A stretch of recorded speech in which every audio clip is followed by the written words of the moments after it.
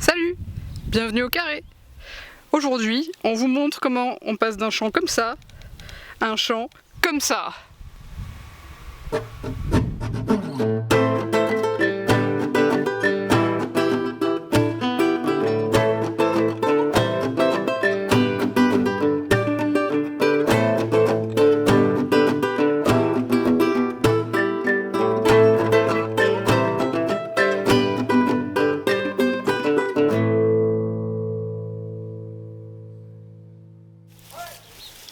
Salut! Bienvenue dans cette deuxième vidéo sur la mise en place de notre système d'assainissement par phytoépuration.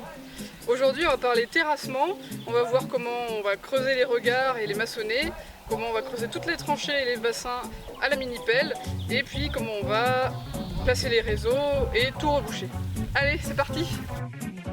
Alors la première étape qu'on a déjà commencé ici, c'est de creuser les différents regards qui vont nous permettre de relier nos eaux usées depuis nos différentes pièces de la maison jusqu'au réseau d'assainissement. Comme réseau d'évacuation, on n'a que ce qui vient de la cuisine et de la salle de bain. Vous pouvez voir ici à l'étage, on a les tuyaux en PVC qui sortent du mur. Et donc pourquoi on s'embête à creuser tout ça à la main alors qu'en plus on va avoir une mini-pelle qui va nous être livrée dans 3 jours? C'est parce que la mini-pelle on l'a louée que pour 2 jours et donc avec les temps de séchage, des bétons de propreté, des dalles, etc. On n'est pas sûr d'avoir suffisamment de temps pour ensuite reboucher toutes les tranchées avec la mini-pelle et pas à la main.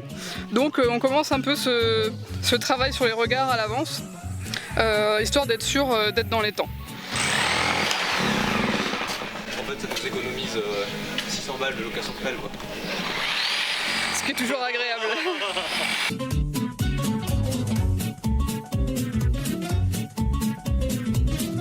Alors là, c'est un petit peu la panique parce qu'on vient se rendre compte que notre regard s'est rempli de flotte en à peine 1 heure. Et en fait on s'est rendu compte que on est juste à côté de l'ancien drain d'infiltration des eaux usées. Et donc en fait ce qui s'est passé, c'est que l'un d'entre nous a pris sa douche et ça s'est rempli de flotte. Le prix de ma propreté.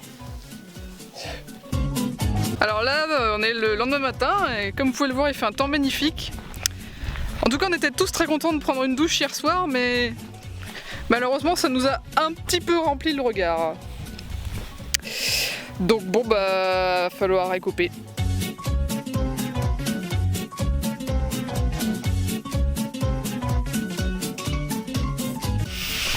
Bon alors là c'est bon, j'ai fini d'écoper.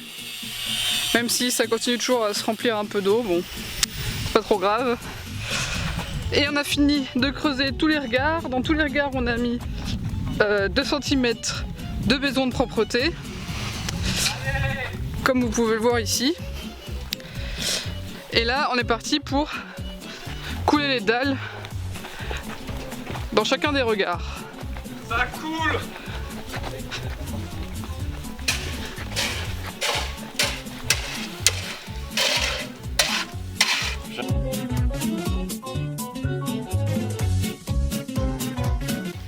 Oh, il y a une souris.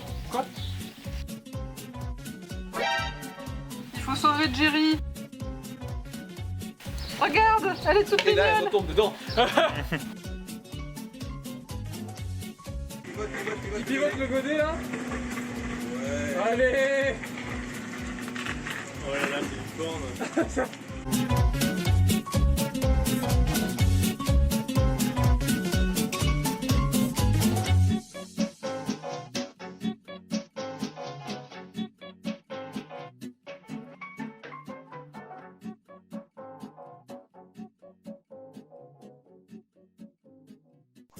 Au final, on trouvait que la prise en main de la mini-pelle était assez facile. Au bout d'1 heure ou 2, ça devenait assez naturel.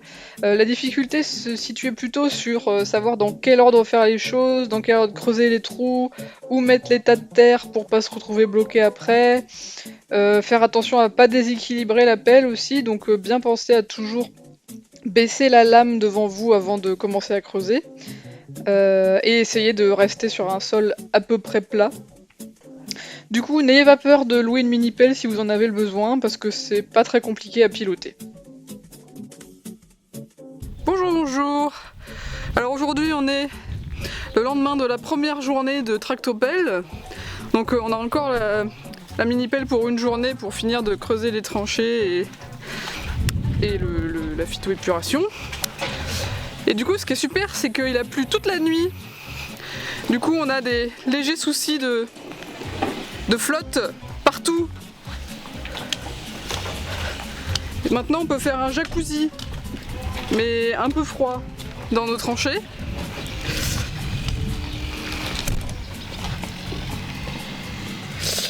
Donc bah c'est trop bien, on est hyper content parce que ça va être du coup super compliqué de faire la maçonnerie parce qu'il y a beaucoup trop de flotte et le mortier tient pas. Donc on n'est pas très joasse.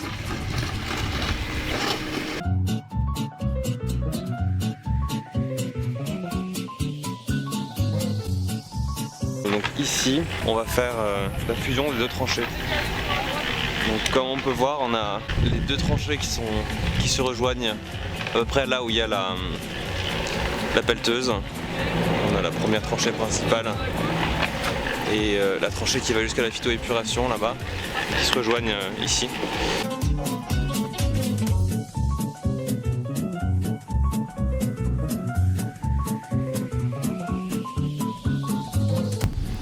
Est-ce que quand vous étiez petit, vous adoriez jouer dans la boue? Parce que personnellement, c'était pas mon cas.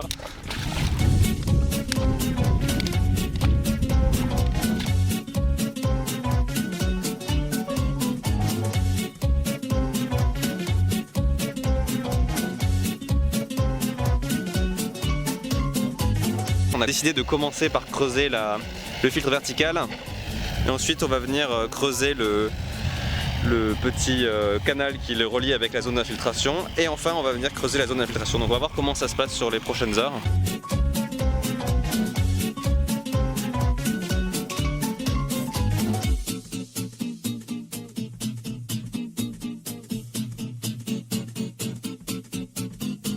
Donc là on a fini de réaliser les tranchées, on positionne donc maintenant les différents tuyaux, les différents réseaux. Ce qui est compliqué à positionner surtout c'est le tuyau en PEHD qui est très rigide. Donc là on voit qu'il fait des petites boucles. Pour l'instant on positionne les autres réseaux, on fait aussi le collage des tuyaux d'évacuation en 10 cm et 12 cm de diamètre ici. Donc pour ça on a créé des trous dans nos regards ici. On va venir coller à l'intérieur des regards les différents éléments. Ok, du coup Thomas, on est en train de faire les regards là. Comment tu coupes un parpaing? Explique-nous un peu. À la base, on pensait les couper avec la disqueuse et un disque à béton. Et puis mon grand-père maçon m'a dit mais non, vous emmerdez pas, pétez-les au marteau. Et en fait, on n'y croyait pas, mais c'est vachement bien. Bon, on vous en prend rien, c'est une technique classique, mais en fait c'est assez simple. Il faut y aller doucement sur une ligne avec le marteau.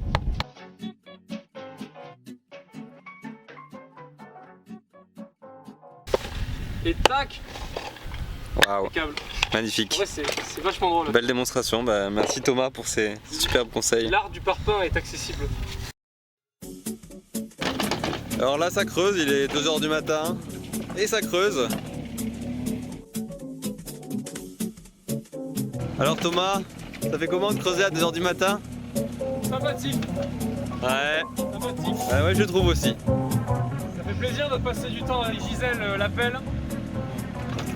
Ah là là. Bon à demain matin. C'est l'heure de tous les possibles. Ouais.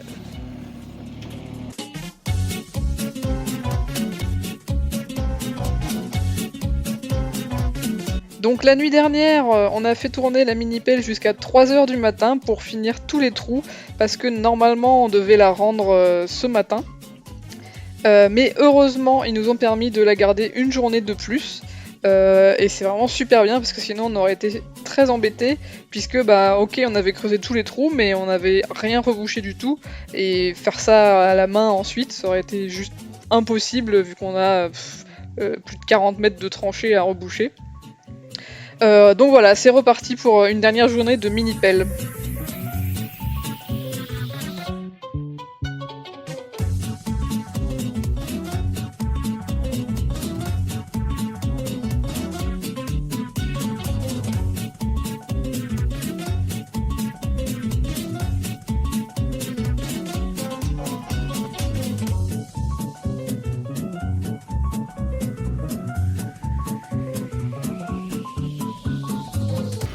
1 h du matin. Toujours à l'action. Instoppable.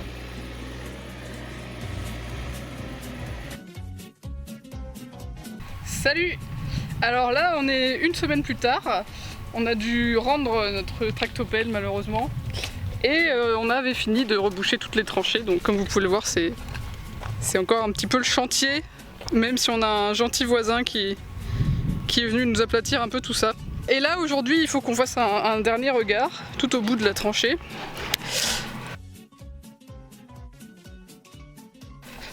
Qui se trouve ici.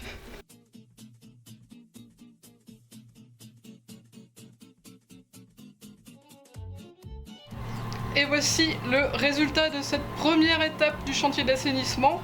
On va regarder ça ensemble.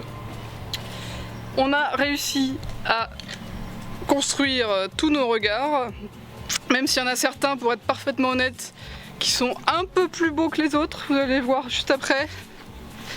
Celui-là il est pas trop mal non plus, même s'il y a un peu des trous et des bouts qui se sont barrés. Bon, sinon évidemment, ce qui était une magnifique terrasse est devenu un champ de boue. Hein, ça il fallait s'y attendre, surtout avec la pluie qu'on a eue. Voilà, celui-là il est un peu plus tordu que les autres. Et donc voilà, sous le sol maintenant il y a tous nos tuyaux qui passent. Donc pour rappel, les eaux usées, les eaux pluviales, une gaine avec un câble électrique, une gaine télécom et un tuyau d'eau sous pression. Voilà le plus beau regard qui a pris un petit coup de tractopelle vers 3 h du matin. Donc heureusement les parpaings sont pas tombés sur les tuyaux, donc pas de soucis de ce côté là, mais bon il va falloir qu'on le remonte avant de pouvoir vraiment reboucher le trou. Donc voilà, ici ça tourne à 45 degrés et on arrive au dernier regard qui est de loin le plus beau, parce que celui-ci on a enfin compris qu'en fait il fallait le maçonner après avoir fait passer les câbles. Donc celui-là il est pas mal du tout. Il nous reste juste ici là, à rajouter un peu de terre, faire passer nos fils avertisseurs et puis reboucher tout avec de la terre. Comme ça jusqu'au regard ce sera terminé. Et puis voilà, qui part du dernier regard, on a notre tube PVC d'eau grise qui continue et qui va arriver au début ici du système d'assainissement. Et puis si on va plus loin, donc on a creusé la fosse qui contiendra le filtre vertical, suivi des tranchées d'infiltration qui vont permettre plus tard aux eaux de s'infiltrer dans le sol. Hop. Donc voilà, ça fait un sacré merdier. Si jamais vous avez envie de faire des travaux comme ça chez vous, préparez-vous à l'idée qu'après votre jardin ne ressemblera plus à un jardin. Nique tout. Et sur ce, je vous retrouve juste après pour discuter de la suite des travaux et notamment de la maçonnerie du filtre vertical. Allez, salut! Le canal de la Bessède a été créé en l'année 2021. Il relie la maison à la fosse. Regardez, n'est-ce pas formidable?